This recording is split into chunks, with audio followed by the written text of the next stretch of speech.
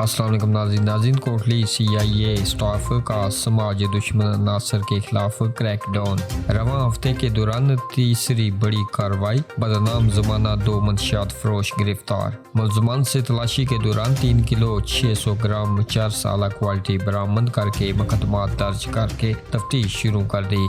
नाज़रीन तफसीलात के मुताबिक डिप्टी इंस्पेक्टर जनरल पुलिस रंजन मीरपुर चौधरी सजाद SP कोटली मिर्जा शौकत आयात की हदायत पर in charge CIA staff Kotli Ilyas Janjua ने हमरा SI अकील अब्बास, तफ्तीशी अफसरान काजी यासीन, सैयद अजीज, सरदार काशिफ रईस, रफाकत चौधरी मां नफरी पहली कार्रवाई के दौरान मुलजम सफदर वल्द बख्तियार से 2 किलो चरस, जबकि दूसरी कार्रवाई में बहादुर सैयद से 16 किलोग्राम चरस बरामद करके दोनों के खिलाफ मंशियात एक्ट के तहत मुकदमा दर्ज करके तफ्तीश शुरू कर दी गई। दौरान तफ्तीश सनसनीखेज इंकशाफात मुतवक्का।